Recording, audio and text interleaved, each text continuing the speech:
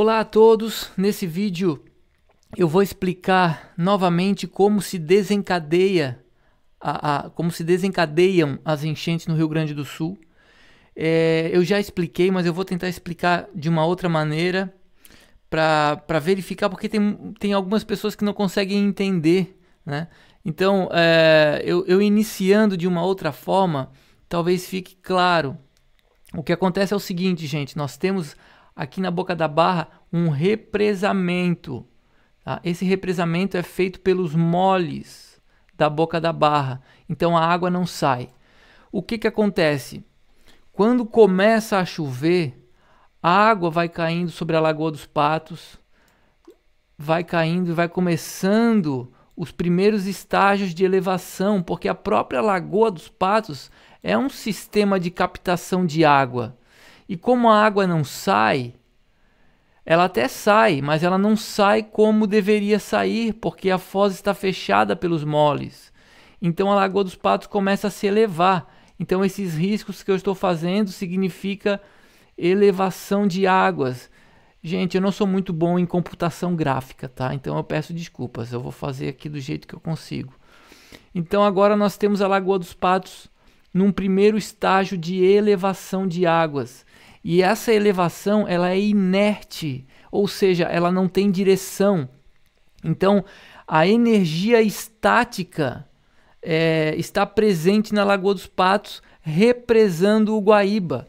Então a vazão que o Guaíba começa a fazer bate na Lagoa dos Patos e começa a se represar também. E esse represamento começa então a elevar o Guaíba nos primeiros estágios, elevando ele até a cota de alerta e depois até a cota de inundação.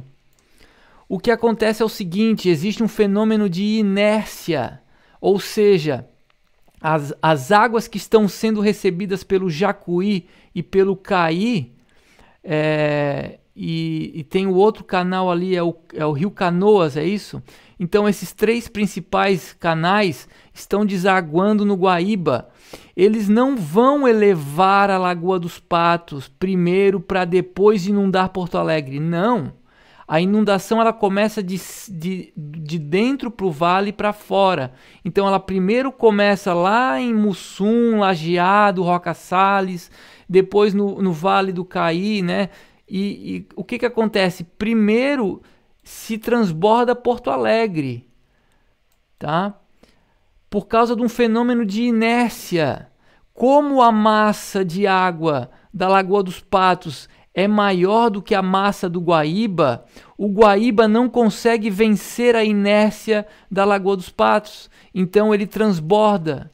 Então é por isso que as inundações ocorrem de dentro para fora. Então primeiro acontecem as inundações no Alto Vale, para depois de 48 horas acontecer em Porto Alegre e para depois de alguns dias elevar também a Lagoa dos Patos.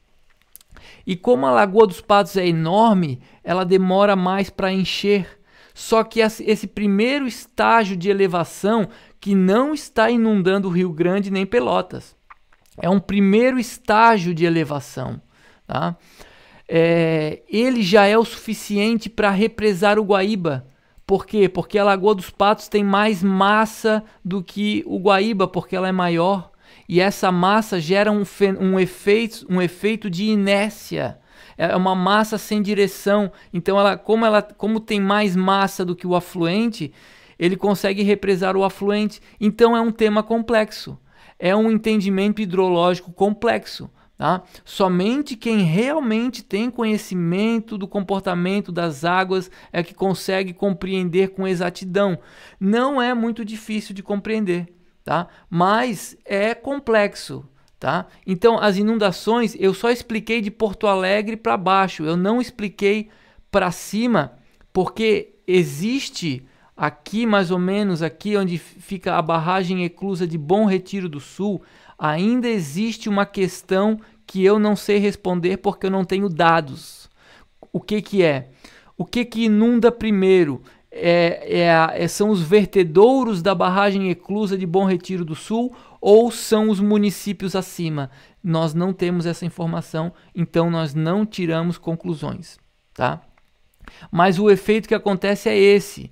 O Guaíba, Porto Alegre ainda não inundou. Então vamos tirar a inundação aqui de Porto Alegre. Ok. O que que acontece? Porto Alegre ainda não inundou, mas o Guaíba já se elevou. Ele está mais ou menos chegando próximo à cota de alerta. E ele já começa a fazer o primeiro estágio de inundação no Jacuí. Por quê? Porque a massa do Guaíba é maior do que a massa do Jacuí. Então ele começa a represar o Guaíba. O Guaíba começa a represar ele, o Jacuí.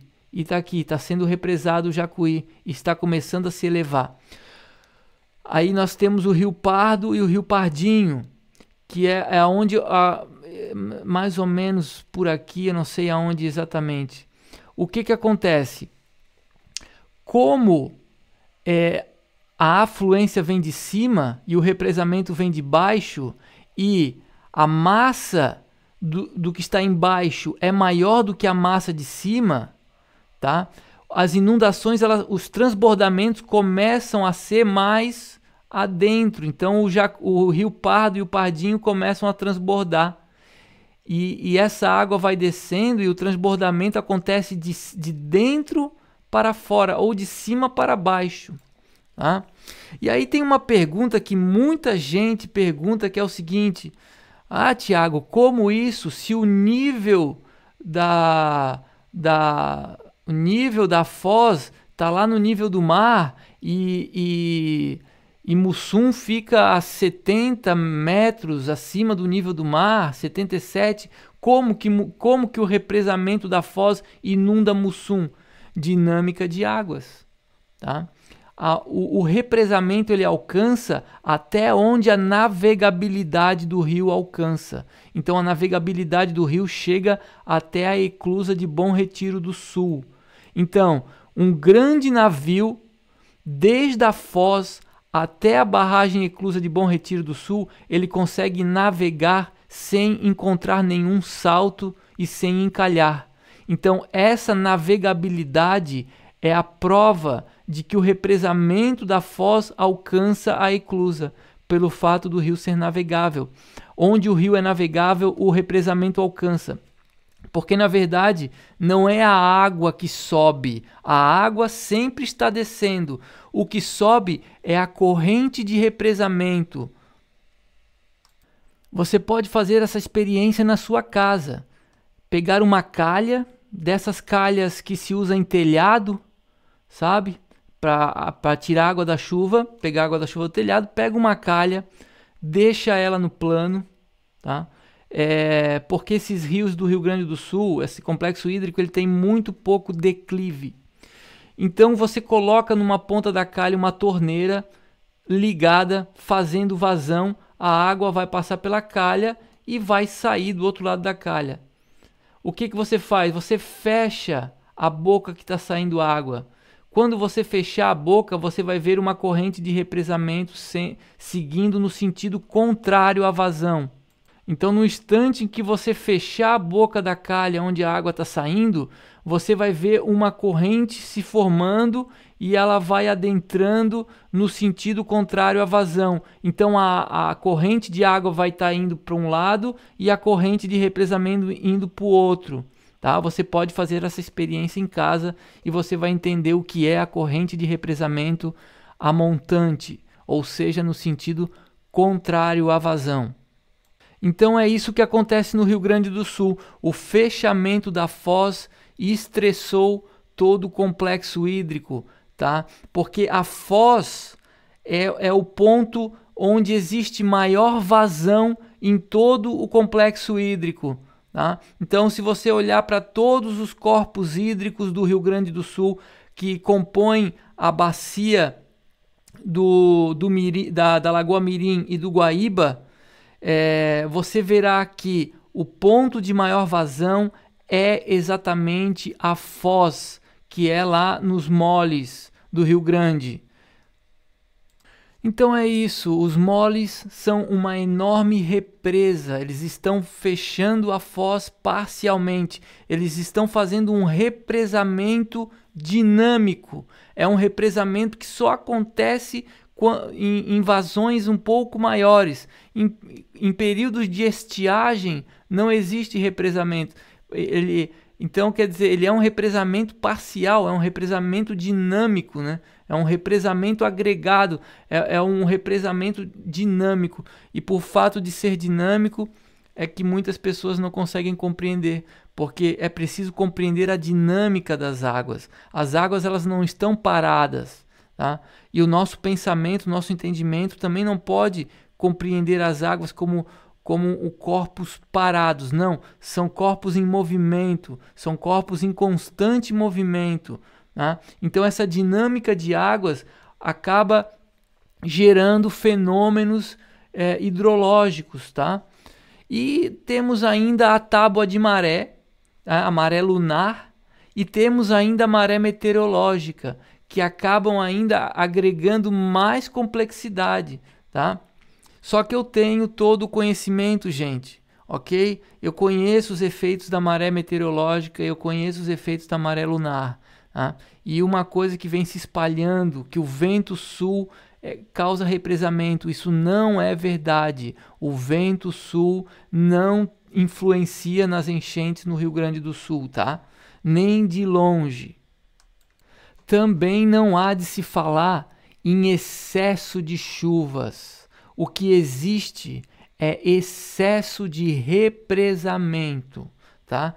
E muita carência, mas eleva ao quadrado, eleva ao cubo, mas é carência vezes carência de entendimento. Nós temos uma luta contra a desinformação, nós temos uma luta contra a ausência de entendimento, tá certo? Eu espero que o Rio Grande do Sul, eu espero que o Brasil consiga vencer essa ausência de entendimento e consiga trazer mais sanidade para as ciências hidrológicas que, ao meu ver, estão num estado profundo de imaturidade. E isso não é só no Rio Grande do Sul. Eu vejo que a hidrologia ela está imatura a nível mundial, porque as enchentes elas não estão ocorrendo só no Rio Grande do Sul, elas estão ocorrendo no mundo inteiro.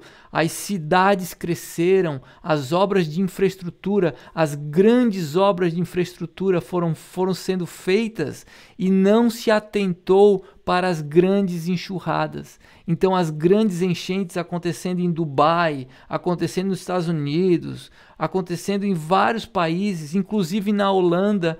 Só que a Holanda ela tem duas fontes de enchentes, né, que são a maré meteorológica e a vazão fluvial lá na Holanda. Mas na Alemanha, enfim, e tudo isso é ausência de entendimento hidrológico, gente. Uma grande ausência de entendimento hidrológico, tá certo? Bom, eu espero ter conseguido de uma outra forma ter explicado, né, de uma forma mais resumida. Se você não entendeu, deixa o seu comentário aqui, ok? E é isso. Muito obrigado pela sua audiência. Se não é inscrito, se inscreve no canal, comenta, deixa o like, compartilha. Tamo junto. Valeu.